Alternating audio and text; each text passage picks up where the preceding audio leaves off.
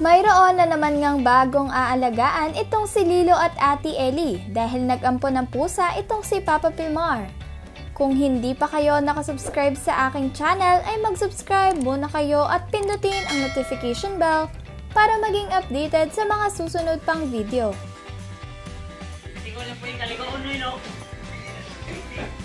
After ko pa. For 1 week. La magkaligo. At dahil maaga ngang naglinis ang mga bangboys at maaga ding nagising itong si Papa Pilmar, ay ito namang si Mama Andy pagising niya ay si Oatmeal na lamang ang kanyang kasama. Dahil umalis itong si Papa Pilmar at kukunin na ang kanyang aampuning pusa. Kasama itong si Lilo at si Ate Ellie.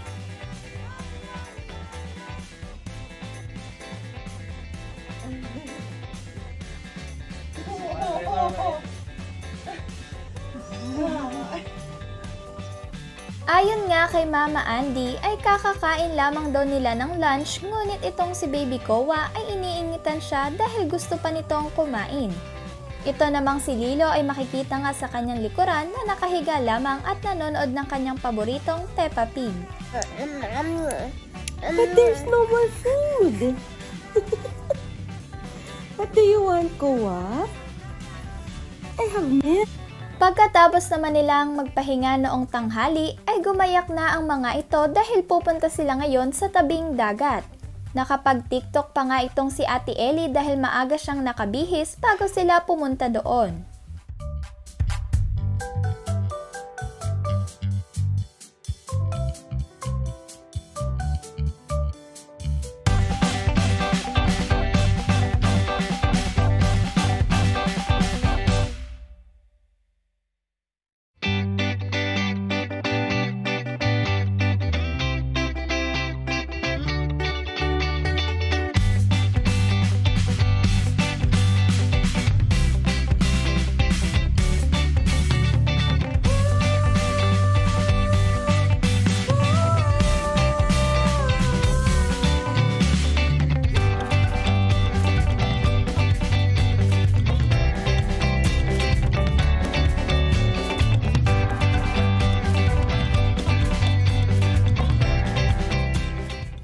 Paglabas naman ni Mama Andy ng kwarto ay nakita niya itong si Oatmeal na nagtatago sa ilalim ng kanilang kubo.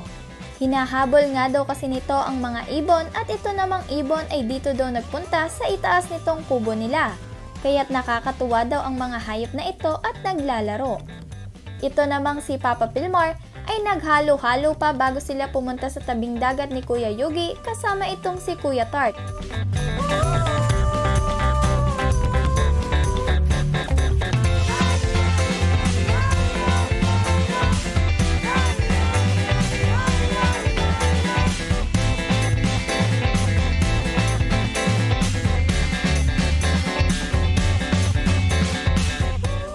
Makikita nga din sa video na ito si Mama Andy at si Baby Kowa sa gilid na full support dito kay Papa Pilmar sa mga pinaggagawa nito. Binivideohan pa nga nila itong si Papa bilang pagsuporta dito at mapanood niya mamaya ang ginawa niya sa kanyang sarili.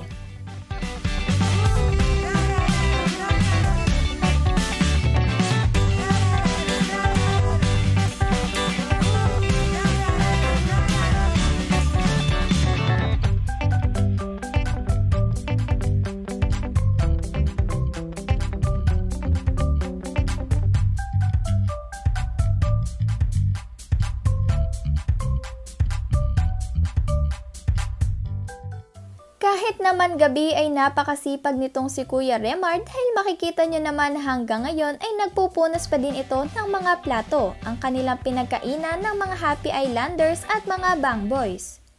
Makikita nga sa video na halos 2 araw nang naglilinis dito sa kusina itong si Kuya Remar tuwing umaga.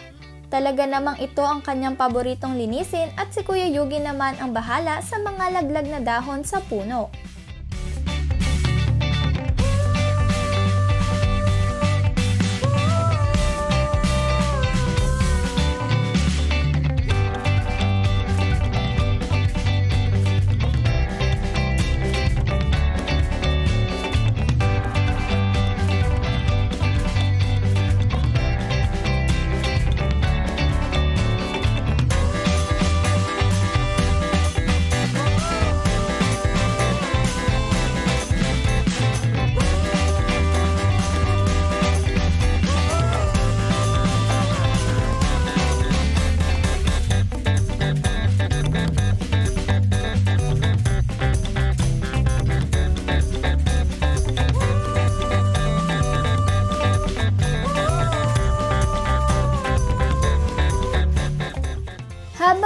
nagpapahinga naman noong hapon ang Happy Islanders family ay ang mga Bangboys naman ay busy sa pagsasurfing.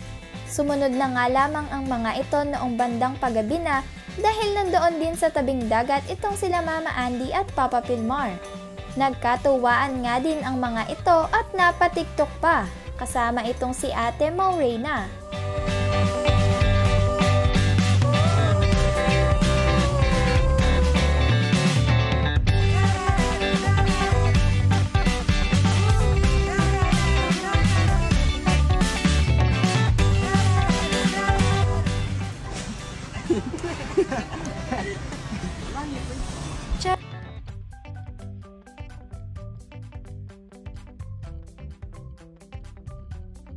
Pagkatapos naman ng kanilang mga gawain sa bahay ng Happy Islanders family, ay nagpunta na ang mga ito sa Barrel Sports Bar ng Siargao. Kasama nga din nila itong sina Kuya PJ Alipayo at itong sila Wawa Delemide na mga kaibigan nitong si Kuya PJ.